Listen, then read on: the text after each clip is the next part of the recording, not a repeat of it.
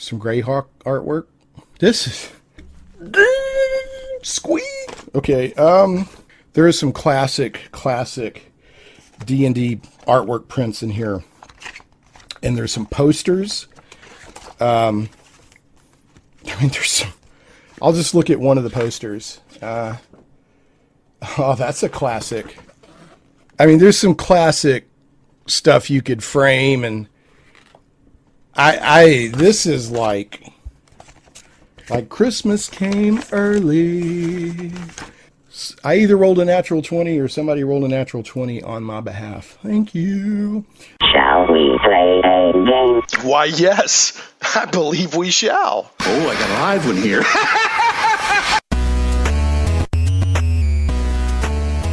Live from Little Rock, it's Shane Plays Geek Talk, a journey into the things we love. I'm your host, Shane Stacks. Thanks so much for listening, whether you're listening live in the Little Rock, Central Arkansas area on 101.1 FM, The Answer, or via the live stream at 1011fmtheanswer.com, or if you're listening by podcast or Krypton Radio or any of the other ways that the show goes out after the live show. I'm just so glad to have you here. I love all the formats and all the mediums and all that cool stuff. So, again, this is Geek Talk Radio if you just happen to be listening for the first time. So it's like, sports talk radio or political talk radio or fix my car, whatever. But it's geek stuff, and it covers a wide range of geek topics and interest. And today we're revisiting one of my personal favorite topics, and I've got a couple of great returning guests. We're going to be talking about role-playing games, D&D, and specifically an amazing book that a few people, including myself, were fortunate enough to get an advance copy of, but I think will be coming out this Tuesday. But we'll talk about that more here in a moment. Just want to let everybody know that you can call this. One of the reasons I do the show live, if anybody ever wants to call in and talk to my guest or just make a comment or whatever, it's 501-823-0965. That's 501-823-0965. And you can also tweet me at Shane Plays. And I do my best to keep an eye on Twitter. I don't always see those till after the show, but I do my best. If you definitely want a comment or question, and the best thing to do is call 501-823-0965. All right, so with no further ado, I want to reintroduce my guests. They're both becoming veterans of Shane Plays. I think this is their third appearance. Once individually each, and I think twice together, because they collaborate a lot. But it's in no order other than I rolled a D2. This is the order. It is Jon Peterson of Playing at the World, both the book and the blog, and many other things, and Michael Witwer of Empire of the Imagination. Is sort of a biography of Gary Gygax and other efforts, and they work together, I believe, on the Gen Con 50th history of D&D or history of Gen Con. They just do all kinds of cool stuff. But they are collaborators, co-authors on a new book that we'll talk about here in a moment. But Jon and Mike, welcome back to Shane Plays. Thank you, Shane. Yeah. Yeah, thanks, Shane. Great to be back. Yeah, man. Glad to have you. The first voice there was Jon Peterson. Second voice was Michael Witwer. And you guys have a couple of other co-authors on this book we're going to be talking about. We'll make sure to give them some love too. But I've joked around with some other returning guests that that Saturday Night Live skit where it's like once somebody's guest hosted Saturday Night Live, a certain amount they get indoctrinated into a secret club and they get a jacket and it's like the 6-time club or something like that. Like Steve Martin and Chevy Chase and some other. You guys are rapidly getting close to the special Shane Plays guest secret club jacket. So I just want you to know that. Is it a jacket, Shane, or is it something else? Maybe a D20, or what can we expect? Well, it is a jacket, but it allows you access to a room full of incredible geeky things and experiences that I can't share until you actually experience them. But polyhedral experiences are probably in the mix. So, guys, we're going to be talking about your Dungeons and Dragons Art and Arcana visual history book today, which this is no hyperbole. This book is amazing. Both myself, everybody that I've seen online talking about the book, reviews, everybody is going nuts on this book. And it's not just, sometimes people, your book's good, and they're just being nice, but no, people are blowing up over this book. And it's amazing. So, and you've got two other collaborators here. Of course, it's Jon and Mike worked on it. Now, Mike's brother, Sam Witwer, also is a co-author on this book. And people probably know Sam, multiple things. He's an actor. He was in Battlestar Galactica. He's the voice of Darth Maul. He was the voice of Starkiller in the Force Unleashed and things like that. But he's also a straight up card carrying geek, role playing game lover. So he's involved. And then there's a Kyle Newman, who I have to confess I wasn't familiar with, but when I went and researched Kyle, he does a lot of cool stuff. Of course, he directed Fanboys, that movie from 2009.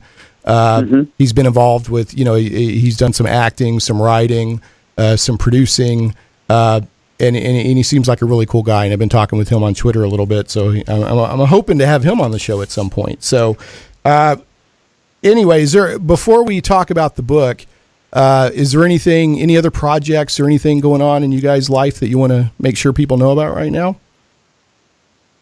I'll let Jon have that one, I think. We've always got a lot of projects. The question is, what can we and can't we share? What am I cleared for? What do I have clearance level for? I mean, suffice to say that, we've been totally blown away by the reception so far of the book. It's not even out yet. We're already pretty blown away by it. So, I mean, there's no doubt that this opens some more doors for us, and definitely there's a lot of stuff that we have in the works, and I'm sure your listeners will hear about it first. Well, fantastic.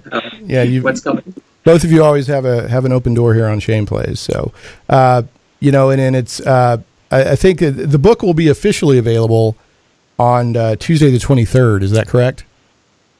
Yes. Okay. That's right. It's available, on all the major online retailers, at all the major bookstores, including and not to forget Barnes and Noble in particular, who's actually rolling out a pretty significant display for it. In particular, Barnes and Noble has their own edition as well. So, do they? Nice rollout for it. You can get it in a lot of places, both the special edition and the standard, as well as the Barnes and Noble. So we're really excited about it. As Jon said, we're really blown away. I mean, again, we were just trying to really do the best D&D visual history and art book we could do, and for all this to be happening right now is really pretty amazing. I have not, and there's always, like, anytime you read the Amazon reviews on something, I've learned to disregard the top one and the bottom one, because there's always one person who's going to love it no matter what, and there's always one person who's not going to like it no matter what. But I haven't seen. I mean, it's just all effusive, So, and I mean, I think with this book, again, folks, we're talking about Dungeons and Dragons Art and Arcana, a visual history. It's an amazing book because, one, it serves as sort of a coffee table style book that, visitors will lean over on the couch, pick up and want to look at. And it's got art from Dungeons and Dragons from the very beginning all the way up to now. And that in and of itself is worth the price of admission. Just page after page after page after page after page of art. And people who aren't even into Dungeons and Dragons can appreciate this as just a great fantasy art, book. And people, role-playing game art has influenced fantasy art and vice versa, over the decades. So this, like I said, even if somebody's not into D&D or role-playing games, there's some really amazing stuff in here. But what this also is it's a really good collected history, and it goes chronologically through the editions of D&D, and you by looking at the art and learning the history of the art, you learn a lot of the history of D&D itself and role-playing itself. So for me, as both I love RPGs, I love D&D, but I also, I'm a bit of an armchair historian on games and RPG. I mean, it's the perfect sweet spot book. And best I can tell from other people's reaction, a lot of people share my sweet spot. So, just really amazing stuff. So, what role, since you had 4 co-authors, which is, who did what on this? Is that something that, I'm just curious, like what did everybody bring to the table on this book? No pun intended. Well, yeah, I mean, I think, one thing that we've all been, really clear about is that this book is just not the book that it is without the contributions of all 4 people doing very, very unique things. And as you suggest, there was different roles people played, and sometimes multiple roles or different roles at different times, depending on what was needed. So starting with Jon, obviously my co-author and colleague on the phone, Jon is really the go-to historian in the D&D space, if I may. I mean, he really, this is not. No, I would agree with that. Who yeah, that's objectively true. Yeah. So after playing at the World, he wrote in 2012. Of course, that's how I got to know Jon. Was when I was doing research for my book, Empire of Imagination, in 2015. And Jon helped me a lot on that book and made sure I made a lot of right turns where I could have made wrong turns. And again, so bringing him in was really a no-brainer. But safe to say he was really, you might say, that the chief historian, you might say, on the piece, making sure it was accurate, making sure we knew a lot of stuff. Of course, he's also a collector, and I'll let him speak for himself, certainly. But so his role was obviously a very important foundational role. And then again, we all just kind of did little, very different things. Kyle it was really originally Kyle's brainchild. Kyle Newman. Was it? Okay. Kyle was the one that originally approached me about doing an art book. What he was interested in was a comprehensive art book about Dungeons and Dragons. And specifically, what he was really interested in was seeing a lot of the native art. The original art, without trade dress, without text, without wraparound covers and being obscured by spines. And that was really his interest at first. And I took that and we started talking about it. And I brought in Jon, I brought in Sam, my brother. And again, and largely it's because I knew we could build something pretty spectacular with a really diverse set of opinions. You might say in this respect, if we were an adventurer party, we're a very balanced party, right? We've got a magic user and a cleric and whatnot. But so Kyle really is a very visual guy, right? He's a visual storyteller. And so in that respect, you can just imagine all the ways that he can nudge this book in the right direction and help us kind of help us conceptualize a lot of the right stuff from a visual standpoint. Whereas Sam, my brother, of course, is a little bit different type of a storyteller. He's an actor, and he really understands storytelling. You might say from a verbal standpoint, he really understands what emotional language, what makes people excited. I guess what I would say about my role is that I was a bit of a generalist, and I was kind of constantly trying to pull the different pieces together. Being a bit of an RPG historian, certainly not like Jon, but also somebody that's a bit more of a mainstream writer, you'd say, and kind of a marketing guy and a number of other things. So again, we all played, I think, pretty unique roles. Jon, anything you'd want to append in that?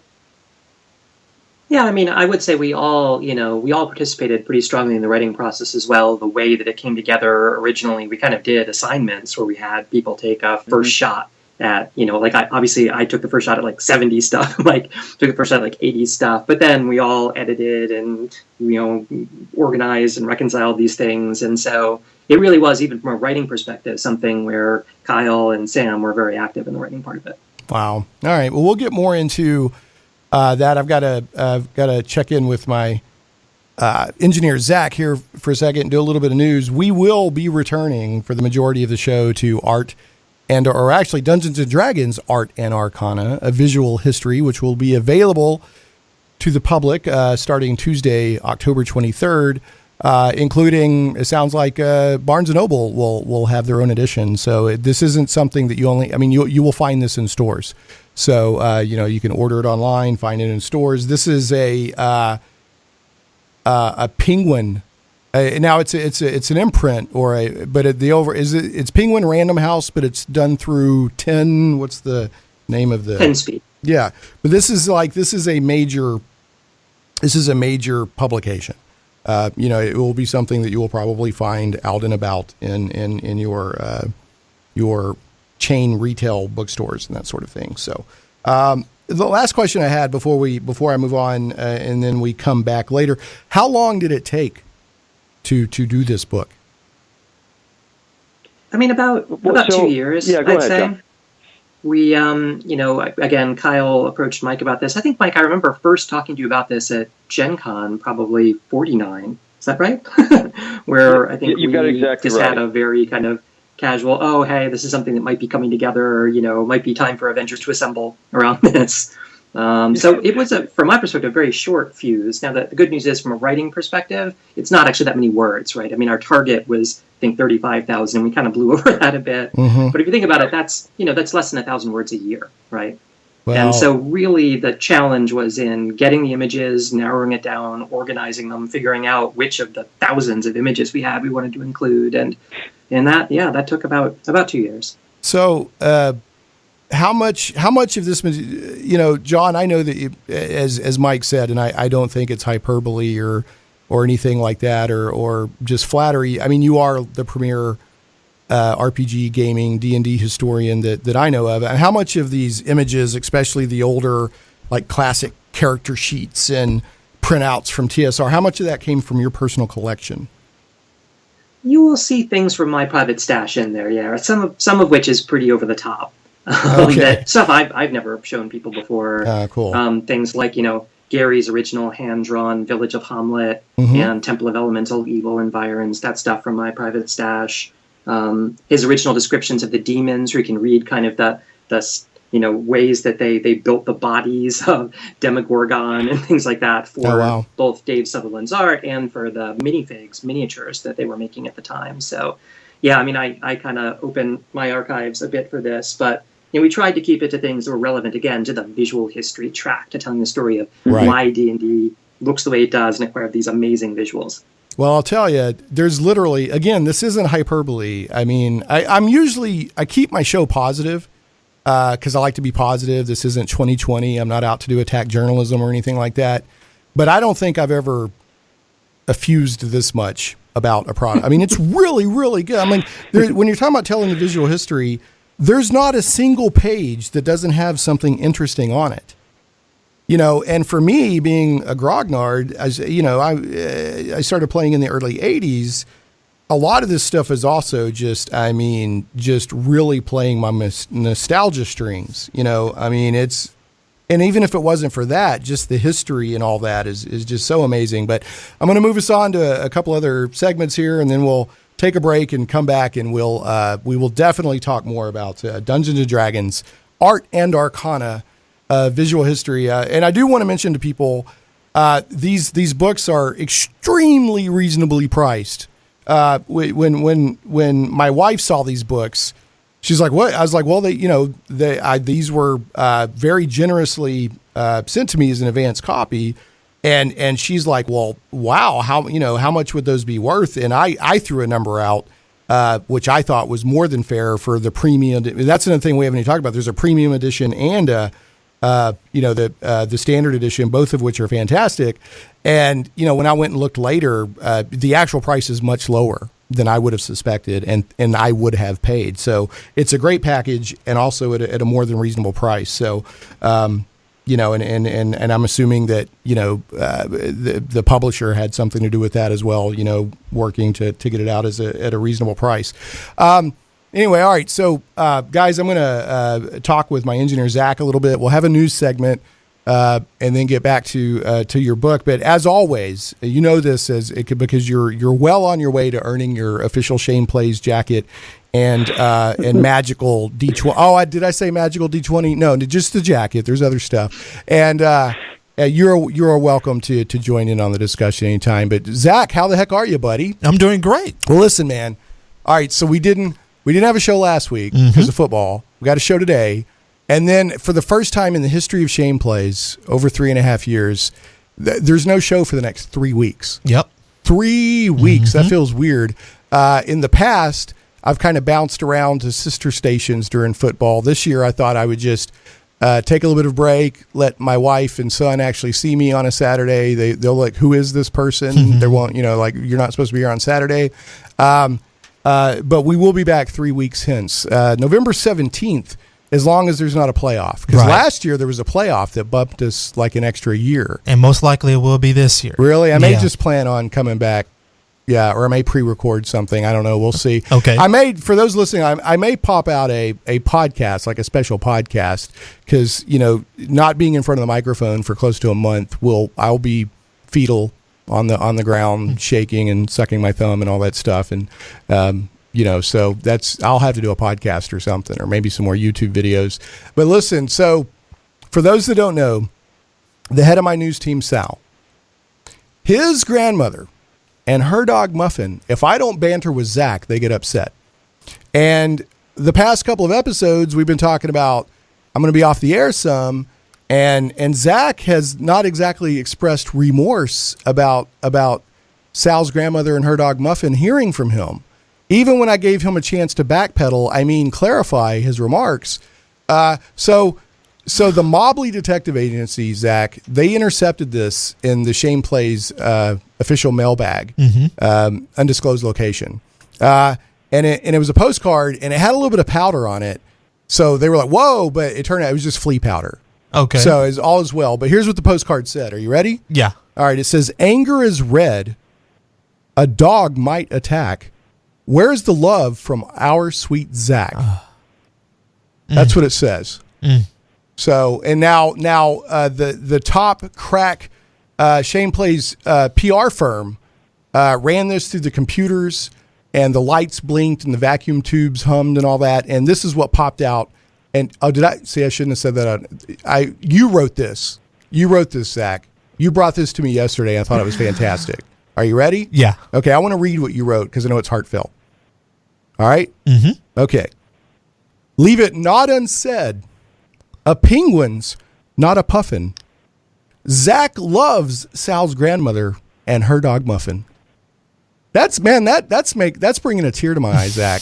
Where did that come from? How deep down did you have to reach for that? It came deep from the heart. Yeah. So just want them to know that you love them. I do. So, Mike, John, are y'all touched? They're speechless. Very. Tears. Yeah. Tears streaming down my cheeks. They're speechless. So, yeah. So anyway, that's fantastic, Zach. So, but I'll miss you, buddy. I'll miss you for the next 3 or 4 weeks or however long it is. I'll miss you too. So Ouachita Baptist is bringing the stank, and it looks like there might be a playoff. Yeah, they're still undefeated. Are they? All right. Well, good for them, I guess. People tuning in to hear geeky goodness, and they're hearing football, and it's causing mental trauma throughout the state. This is a worldwide program. It's streaming. There's mental trauma throughout the state and the world, the multiverse. Okay. Speaking in the news team, turn on the secret microphone in the news office, newsroom there, and let's see if they're working today. There they go, working hard on a Saturday. Sal doesn't play around. I know where Sal gets it now. But for his grandmother and her dog Muffin, you stay on things. Saturday, they're in working, collecting the news. And remember, folks, for every $1 of support the Shane Plays Patreon gets, the news team gets a penny an hour raise. I mean, that's a winner for everybody all around. So I got a sad, and of course, John and Mike, please feel free to chime in on any of these. We have a sad bit of RPG news that's been making the rounds. Greg Stafford, who is a well-known among the RPG design community and player community, has recently passed away. I think October 10th. Now, I have to be honest. Many of the products that Greg was involved with and his company, I definitely knew, but I wasn't personally familiar with him. Now, Mike and John, were you familiar with who Greg Stafford was as far as the work he had done? Yeah, I mean, it's a tough one for me to miss, especially. And this is a real blow. I mean, right. Having him and Duke Seifried both pass away in this succession is tough. Quick footnote for the podcast version of the show. The person that John is referring to is Bruce Duke Seifried, also known as Uncle Duke. According to the website Tabletop Gaming, Duke was very instrumental and important organizing some of the first wargaming gatherings and newsletters. And he also was involved in the emergence of Dungeons and Dragons and the role-playing genre in the 1970s as an executive vice president of TSR. He was also credited with coining the term adventure gaming and has been honored with many awards over his lifetime from people in the hobby and in the industry that recognize his importance. So Duke Seifried passed away on September 29th as a result of idiopathic pulmonary fibrosis at the age of 83. For more information on Duke, there will be a couple of links at the show notes at shaneplays.com. So go check that out. And now back to the show. I actually just, when we did the Gen Con 50 Museum, actually had a chance to have breakfast with Greg.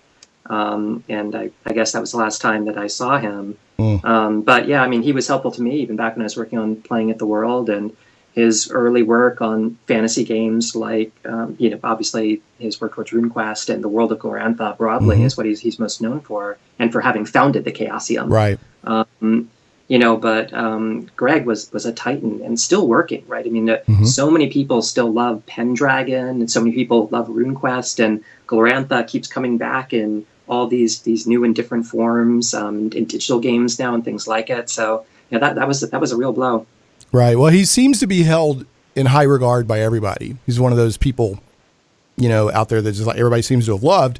Like I said, I knew him through his products, but I didn't realize the figure that he was behind the scenes. Now, Mike, did you have any thoughts or anything on Greg, or anything you wanted to say? Yeah, I didn't know Greg personally, but I certainly knew his work. But Duke, I did. Duke, I had met and spoken to a few times. And when I think about, one thing I do think about is the level of urgency there is around getting these stories and getting recognition to some early people that in some cases didn't get a lot. Greg Stafford certainly did get a decent amount of recognition, and rightfully so, for his incredible contributions, both he and Duke. But yeah, people, these men and women do not live forever, and getting their stories now, it almost reminds me that it's important, some of the work we do, to try to make sure that this history is captured, because it's really important history, and it's becoming more so. I agree. As time goes on, as we see these foundational concepts that they came from people like Greg and Duke become kind of mainstream concepts, and I certainly don't want that stuff to be forgotten. Well, role-playing games have had, now that we have the benefit of looking back, have had a major, tremendous impact on pop culture and entertainment and gaming and how we socialize. At the time, people doing it, they had no clue, and now they're looking back like, really, you wanted us to keep that? That was just in the art pile somewhere, so I agree. It's really important to document this, including stuff like miniatures, right? Stuff that is so part of the vernacular now. And Duke was a titan in that space. The miniature scene is not what it is without the stuff that he was doing. So yeah, I mean, again, I think these people deserve an awful lot of credit, and seeing them go is really hard. Right. But it's also a reminder that we have to keep doing our work to hopefully get those stories out there. Yeah. It's same thing with our mutual friend Matt Barton is doing yeoman's work. Getting the history of all these video game developers and designers, which have also had a tremendous impact. Matt is awesome. Yeah, I love the work he does. And again, work that is becoming more and more important as time goes on. Right. Right. A lot of people that at the very beginning of video gaming and computer gaming that are not household names, but are like hugely important to how it all came about. Right. I love Matt. Yeah. No, he's a good. In fact, I'm working on him. I think I mentioned to you before, Mike, John, I don't know if you're familiar or not. I'm working with Matt right now to update his Dungeons and Desktops to a second edition. And I'm only doing about 25% of the work. And it's still a tremendous amount of work. So I have even more respect now for everything that went into this book. But yeah, here's now this is from Wikipedia talking about Greg Stafford. It says Stafford is most famous as the creator of the fantasy world of Glorantha, but he is also a prolific games designer. He was a designer of Pendragon, which, by the way, from his own words, evidently he considered that his masterpiece. He was co-designer of the RuneQuest, which he wanted to be called HeroQuest, but at the time there was a trademark thing. Ghostbusters, which not only was one of my favorite games from like back in high school, but as far as I know, it was the first mainstream dice pool RPG that had a tremendous impact. Prince Valiant, HeroQuest role-playing systems, and he was founder of the role-playing game companies Chaosium, which, good grief, that's had a huge... There's a lot of people that only know Cthulhu through the game. There's all these Cthulhu jokes and references and this, that made in our culture, and it's because of that game. People have never even read Lovecraft. Now, there's another company he was involved with, he founded, I'm not familiar with, called Issaries. Do y'all know how to pronounce that? I'm not sure. I think it's Issaries. Okay, Issaries. Yeah, they published the HeroQuest stuff when he kind of cycled back around to that name. Gotcha. All right, and then is the designer of the White Bear and Red Moon, Nomad Gods, King Arthur's Knights, and Elric board game, and the co-designer of the King of Dragon Pass computer game, which I actually own. Bought a couple of years ago on GOG, not realizing the history behind it. But I guess when it came out, it didn't do super, super well, but it's become sort of a cult classic computer game, and it's based on Glorantha. And then he considered his Arthurian chivalric role-playing game, King Arthur Pendragon, from 1985, his masterpiece. So anyway, Greg Stafford is gone now, and I want to make sure the other Duke, what was it? Go ahead and... Seifried. Okay, and he's I was actually. Yeah, go ahead. If you look in Art Arcana, there's a great Duke Seifried memo we have because he actually worked for TSR. Oh, okay. He was brought on board for TSR to run their miniatures division, but he also did what we called special projects for Gary. And there's a great memo that we include that is from their internal religious persecution. I saw that. I was just looking at that. Yeah, I just saw that. Yeah. Oh, that's from him. Yeah. So you should know him from that. That's fantastic. Okay. So much history out there. We could do it. It sounds like we could do an entire show on Greg Stafford, and perhaps I will, or maybe I'll do an interim podcast, in the next 3 weeks, kind of highlighting him. I got to move us on just to save time for your book, but there is, and I'm going to just go over these briefly unless either of you want to add anything, and you are more than welcome to. There is a new competitive Dungeons and Dragons tournament announced called D&D Sports. If people will remember, within the past year or so, the CEO of Hasbro reported that D&D had its best year ever for sales. And that was the lead for most people. But a few people also picked up on the fact that he said, we're also looking into esports, and people at the time had, speculated on what that might mean. Well, here's a first official thing. This is a new, and it's from D&D, the numeral N is in November, D&D Sports, at dndsports.tv, a new online D&D tournament. It's a way for competitive games to get comfortable with gamers to get comfortable trying out Dungeons & Dragons, as well as a unique way to depict the versatility of D&D's 5th edition combat system. So what this is there'll be 2 teams of 4 characters will be placed in a dungeon and will battle to the death.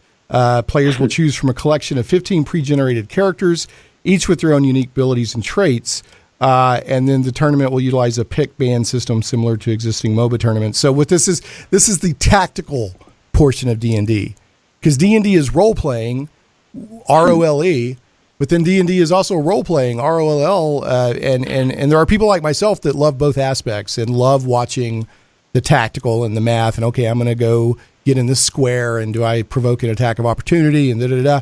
And so this is the tactical part of it, not the role-playing part of it. So there have been tournaments, and there still are, where it grades you on role-playing, and this is straight up battle to the death using the tactical combat rules. So, and that's from comicbook.com, byline Christian Hofford. Either of you have any thoughts on that?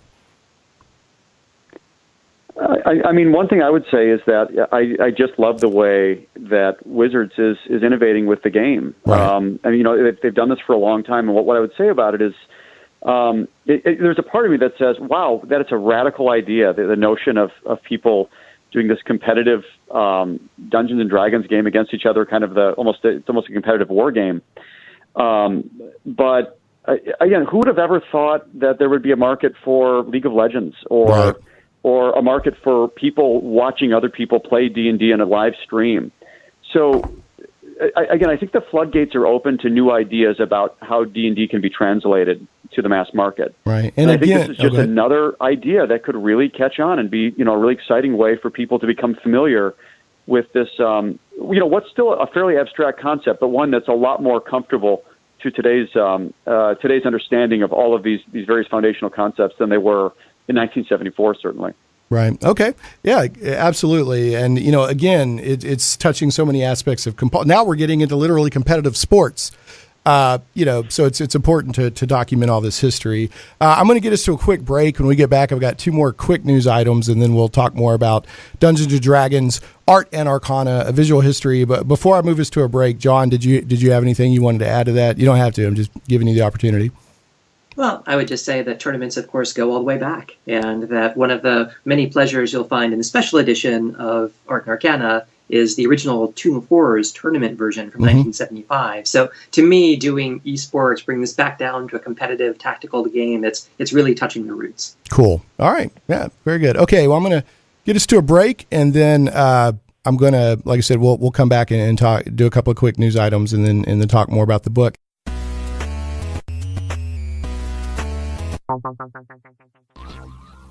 Comic book lovers, visit thewildstars.com today. From the mind of author and comic book industry expert Michael Tierney, it's not just a comic book, it's a comic book novel.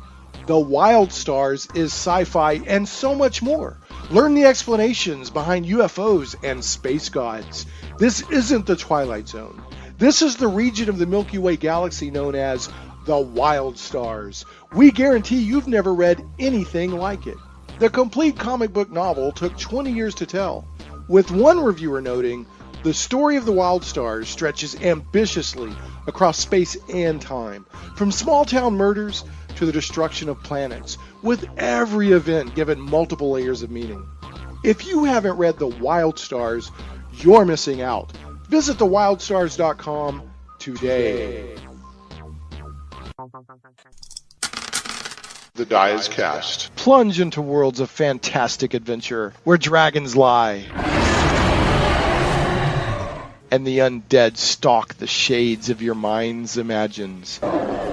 Where creatures of legend plunder wealth through the horror of their passage. Monsters grim and foul hold the ecstasy of gold and the renown of glory. All this and more awaits you and your friends in the unlimited, fantastic world of the Castles and Crusades role-playing game from Troll Lord Games. Visit your friendly local game store or trolllord.com to get your copy today. A rules-light, adaptable game that has stood the test of time. 12 years in constant publication with no new additions. Castles and Crusades is the original, easy-to-play attribute check system. Join us and unleash your imagination. Visit your friendly local game store or trolllord.com to get your copy of Castles and Crusades today. Shane Plays Radio is blessed to have sponsors, and we appreciate them very much. However, did you know that you can also support the show as an individual for as little as $1 an episode? Simply go to patreon.com/Shane Plays. Hey, welcome back to Shane Plays Geek Talk, a journey into things we love. I'm your host, Shane Stacks. You can call in and be part of the conversation if you're listening live. It's 1:40 p.m. roughly on October 20th. Or you can call in at 501-823-0965, or you can tweet me at Shane Plays. That's ShanePlays. My guest today, returning guest, love to talk to these guys, are Michael Witwer of the Gary Gygax biography, Empire of the Imagination, and other efforts, and Jon Peterson, who wrote of the book and the blog Playing at the World, which is a fantastic resource for a very scholarly yet readable and enjoyable deep dive into the history of gaming and role-playing games. And together, they're two of the co-authors on Dungeons and Dragons Art and Arcana, a visual history, which is it's sort of a combination coffee table book / history book of D&D throughout all of its incarnations from the very beginning up to now. Get a lot of behind the scenes looks at stuff that people have never seen before. Jon Peterson revealed there's some stuff in here from his personal collection that he's never shown.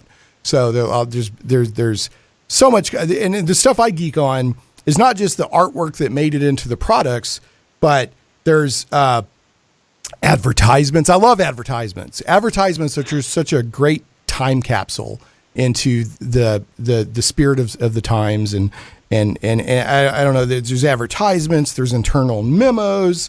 There's concept artwork. There's just so much stuff. Every page that you look at has something interesting. I'm looking just randomly. Page 270 has a huge cross section or a huge piece of artwork where Jeff Easley had to combine all of TSR's major settings from the time. And that's crazy. I'd never seen that before. So there's just so much stuff in here. The other authors or the other collaborators on this book are Mike's brother and also actor Sam Witwer, and then Kyle Newman, who evidently had the original idea. And Kyle, among other things, was the director of 2009's Fanboys. So real quick, I wanted to, and I'm probably not going to discuss these just in the interest of time, just want to make sure people know. Speaking of history and Jon Peterson's role in D&D and gaming history, there is a Kickstarter right now for a documentary called The Dreams in Gary's Basement. So go look for that, and Jon Peterson was interviewed, and everything I see on that just looks fantastic. Was that a pleasant experience, John, being involved with that project? Yeah, so Pat Kilbane, who's running that, he's an actor who people might know from Mad TV, and he played Bizarro Kramer on that famous episode of Seinfeld. Oh, okay. Pat is, he's a really cool guy, and he's a guy who really believes strongly in the power of role-playing games to transform our lives and to make us better and more interesting people. And so he really comes at this from that kind of a reserve of love for what all this is. And when Pat approached me to work on this, I obviously thought it was a no-brainer. He's got a great collection of people. As he says in his Kickstarter, a lot of them he interviewed at GaryCon. GaryCon is becoming kind of the place to go if you want to catch these old timers. Right. To Mike's point earlier, please come soon. And so he's got some great interviews from that, from people kind of all over the spectrum who worked with Gary and kind of can tell stories about what Gary gave us all. Nice. Okay. So yeah, it looks great. Definitely back that. People who are interested in this book, there's probably a lot of crossover into people who would be interested in that documentary. And then finally, for the computer role-playing game nerds out there like me, and there is a section in Art and Arcana dedicated to the art of the Dungeons & Dragons computer role-playing games. There's a Kickstarter out right now for Realms Beyond: Ashes of the Fallen by Seifried Games, and it's a classic single-player RPG featuring a party-based character system and tactical turn-based combat evolved from the SRD 3.5e rule set. So go check that out, and they cite a lot of classic influences like Pool of Radiance and that sort of thing. So folks, go check that out. All those links will be in the show notes. So back to the book. Again, if you're just now tuning in, this is Dungeons & Dragons Art and Arcana, a visual history, an amazing journey through the art and behind the scenes of D&D through all its incarnations. It will be available, online, Barnes & Noble, that sort of thing, Tuesday, October 23rd. So as I've said more than once in this show already, every page has something really, really, really interesting on it. So, which leads me, I want to ask, and I'll just randomly flip a D2 here, and let Mike go first. Mike, what do you have? One single favorite item in here or section? I mean, I know it's all great, but is there one particular thing that resonates with you the most? Oh gosh, I mean, there's an awful lot. Well, I'll give you one again, just because it comes to mind. I'm not suggesting it was the most important thing or maybe my favorite even, but so one thing that was amazing about this project is when we were doing a lot of the archaeology, or what we call arteology in the book, this notion of finding early draft materials. Now, consider the context of early Dungeons and Dragons, how homebrew it really was, right? The original brown boxes, all hand assembled by Gary and his family and partners, 1,000 copies. Small distribution hobby channels at best homebrew, never necessarily thinking about the big picture, whether this would ever be a mainstream thing. So, well, he was he not literally a cobbler at the time, like repairing shoes? He was. He was in fact exactly that. He was a cobbler. He had a cobbler apparatus in his basement, and he would repair shoes. I remember at some point, Ernie telling me it was like 7 cents a heel or something like. He would, for replacing the little rubber thing on ladies' heels and whatever. I mean, this is what he did to try to cobble together a living. No pun intended. Nice. Because he really hadn't had a regular employment since 1970. Just a couple weeks before Luke was born, he lost his job at the Fireman's Fund of Chicago, and which was an insurance underwriting job. And he was pretty much unemployed after that point and went to game design. And, of course, there's a lot to that story. But, again, a very homebrew, very, very shoestring operation. I think that's the safe thing to say. And one of the coolest things, and I think about this what we call this kind of ground beholder, or this kind of early prototypes beholder/roper we've got in the book. So there's so many things that were cool about including this particular piece. First of all, so it's a draft piece that was done for Greyhawk by Greg Bell. And it's a piece that never made it. So the piece that we feature in the book has Gary's hand annotations that say no, don't use next to it. So it was a piece of draft art from D&D that was never used. And we have a couple other pieces similar to this for the original brown box. But what's so cool about it is the thought that, oh my gosh, this is draft material for a game that was this homebrew. It's a miracle this even exists anymore. Right. It is a miracle that this survived the test of time, given that it wasn't thrown away, given they decided not to use it for this tiny little homebrew game. And this particular piece was one that John and I both independently had heard a rumor. I think we both actually heard it from Dave Diesel of Force, that he remembered seeing, when he had collected some of this original art, he remembered seeing this piece and suggesting that there was this kind of beholder thing that had been attached to the ground. And we had both asked Greg Bell about it when we interviewed him. And he didn't have any memory of it, which is not surprising because it was thrown aside of it, originally. Mm-hmm.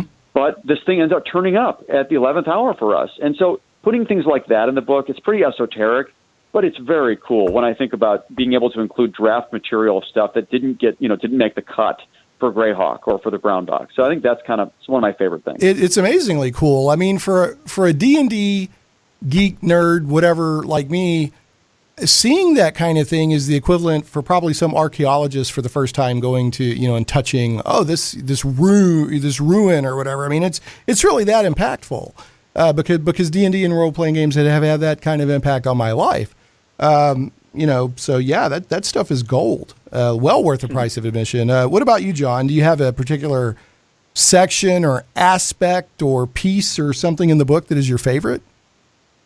Well, I mean, I was really glad that we were able to shed so much light on the artists that are so idiosyncratic who participated in the production of D&D over the years. Maybe the one that stands out most for me is the section on Erolotus. Just because I love Erolotus' stuff. Yeah, I do too. And love his artwork on the cover of the Basic and Expert. Yeah, and just being able to talk about kind of these things as what they are, as art pieces, was very very moving for me personally, I guess. And being able to get in good spreads of Tony DiTerlizzi's stuff from Planescape would be another example, where we can really just take these things and show in the context of D&D art how different they are from, I guess, what we might consider traditional high fantasy art. That's one of the things I love about Otis too, is that his wizards are just weirdos, right? Right. They don't look like majestic, smart kinds of traditional wizards, and his fighters and monsters tend to just have this surreal dimension to them. So that's probably, in terms of presenting the art, one of the things that I was really happy to be able to do, is to shed light on the people that maybe wouldn't fit in with what you might traditionally consider to be fantasy art. I gotcha. Yeah, it's a great. I mean, and again, to give people the scope and breadth of this book, it's not just the role-playing game, rule books and resources. There's board games. There's advertisements. There's the Dungeons and Dragons cartoon. There's novel covers. There's so much in here. There's miniatures. We were talking about miniatures earlier. Just so much cool stuff. Yeah, there's a whole thing here on Errol Otis, which you term, and I love you term him D&D's surrealist, which I would agree with. He's like the Salvador Dali of D&D, I guess. But but I love this page. One of my absolute favorite things from classic D&D were these little one-panel comic strips that they spread throughout the book. And at the time, we needed filler, but they ended up making a lot of impact on people, So you've got like this adventuring group playing a role-playing game, and it says, it's a great new fantasy role-playing game. We pretend we're workers and students in an industrialized and technological society. There's another that's like, well, it's either a +1, +2 back scratcher or Bigsby's hand or something. I just love that stuff. But we're actually, unfortunately, we got about 5 minutes left here, Zach? Okay. I want to remind folks, Shane Plays sponsor Game Goblins. You can call them at 501-224-GAME or visit them online at gamegoblins.com. Game Goblins, Central Arkansas's premier retailer, Magic the Gathering, Warhammer 40K, board games, card games, RPGs, miniatures, and hobby accessories. They're right at the corner of South Bowman and Canis. Go check them out over there in West Little Rock. And they're very successful and popular adult game night, which starting at 7 p.m. on, it's 21 and older, BYOB. It doesn't get rowdy. It's just kind of people can play games and have a beverage. They've gone from once a month to that's every Saturday night now, starting tonight. So just want to make sure people are aware of that. So definitely check out Game Goblins. Tell them Shane Plays sent you. And first-time customers mention Shane Plays and receive $10 off your purchase of $50 or more. So again, we're talking about Dungeons Dragons Art and Arcana, a visual history. Is there? I mean, let's take these remaining precious few minutes.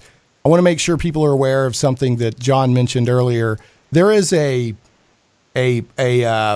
special edition, premium version, special edition boxed book and ephemera set, which I was sent both, which totally blew me away.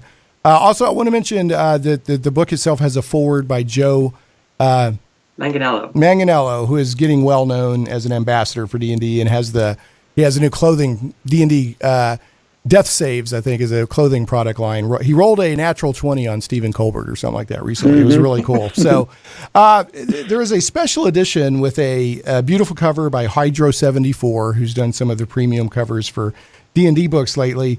In just a couple of minutes, and I'll have to signal when we're out of time, what's different in this versus the standard edition? And just to John go first, and then I'll bring Mike in. Sure. I mean, it's a collection of nice prints. So you'll get a set of inside the clamshell, the Hydro 74 clamshell. When you open it up, there's, of course, a copy of the book with a different cover on it. Also Hydro 74. It's got a cool mimic on the back. But mainly, again, you get a selection of prints, which include some really cool stuff like, the Player's Handbook and the original Trampier DM screen image, which is one of my favorites. To be able to see that big is pretty cool. And then you get this Tomb of Horrors book in case you would like to really play the original 1974 Tomb of Horrors module. But it's not just that. Because, of course, the original Tomb of Horrors was itself inspired by a still earlier tomb designed by a guy named Alan Lucien, who we actually managed to find, again, an 11th hour thing. And he still had his original map and notes of this. And, props to our good friend and Greyhawk scholar extraordinaire, Alan Grove, for helping us connect up with him and get this all together for that Tomb of Horrors thing. But you can really take a look quite far back in history. Wow. So that's, the special edition is amazing. When I popped that open and there was that little cellophane kind of envelope with there's a ton of things in there you could just immediately frame and hang, and then that Tomb of Horrors booklet. What about you, Mike? Is there anything you want to say about the special edition?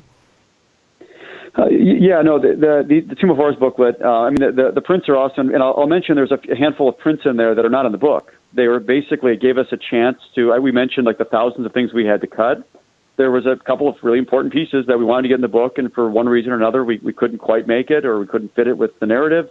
And we actually had a chance to go ahead and put them in with the special edition as a separate print. So that was kind of one nice thing, is to be able to put a couple of important pieces we really wanted for the standard. And then that booklet is just a treasure. Being able to show the 1975 Tomb of Horrors as it was originally played with Gary Gygax's hand-drawn map, his typewritten pages, and then these 24 panels by 14-year-old Tracy Lesh, Lake Geneva local boy, who was tasked with doing these panels to give the game, visual uniformity for the module. And, and these are all the panels that inspired the later super famous panels that we know by Trampier and Sutherland. So that thing's a treasure. But we're just thrilled with the piece. Again, to be able to put together a visual history like this has been just an incredible honor, and it's been thrilling, really. Well, fantastic. Speaking of honors, it's been an honor having you back on the show. Got to wrap us up. Folks, Dungeons and Dragons, Art and Arcana, a visual history. If you consider yourself someone who appreciates RPG, D&D art, or fantasy art in general, do yourself a favor. Pick this up. Available starting Tuesday, October 23rd. Guys, I got to do this to you. It's the bad joke of the week. Are you ready? Ready. All right, here we go. What do you call a weak, barefoot druid who's been cursed with bad breath? I don't know. I think I'm stumped on that one. A super calloused, fragile mystic hexed with halitosis. Oh my god! And as a bonus joke, why didn't the necromancer's wife want to have children? Why? She didn't want to raise any kids. Ha! But don't chunk. All right, guys, this has been Mike Witwer and Jon Peterson. Dungeons and Dragons Art and Arcana, a visual history. We'll catch you next time on Shane Plays. Thanks so much, guys. The following audio is from Greg Stafford's acceptance speech for the Silver ENnie Award for Fans' Favorite Publisher at the 2018 ENnies Awards at Gen Con in August 2018. It was posted to the Chaosium YouTube channel and credited to thank you for the generous permission of the ENnies Awards. I'm Greg Stafford. I'm a gamer.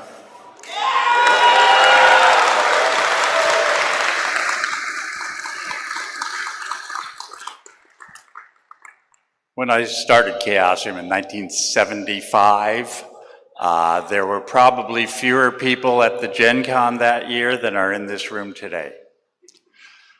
We never imagined truly that it would reach the magnitude that it has today. Went through a long period of being some strange thing that just random geeks did to being truly mainstream like it is today. I figure when role-playing games get on X-Files and The Simpsons, we've made it. I want to thank the current Chaosium crew for the rejuvenation of Chaosium in the recent past. We went through some dark times. It's nice to be back in the light again. I've had a lot of people come up to me this convention and thank me for the imaginative and creative things that Chaosium has done. But it's true that it's not us. We're a bunch of obsessive-compulsive, detail-minded game designers, people looking desperately for a job that doesn't make them wear a tie to work, artists who would have never had a market without our industry. And we all do a lot of work, but in fact, we're just a small handful of people. And truly, the phenomenon that we have today is not due to us, but it is due to you. The fans and the players, we really appreciate everything you've done. We appreciate your imagination and your keen sense of appreciation for all our games. And for all of the Chaosium crew and everybody that who's not going to come up here, I want to say thank you to all of you fans. Thank you.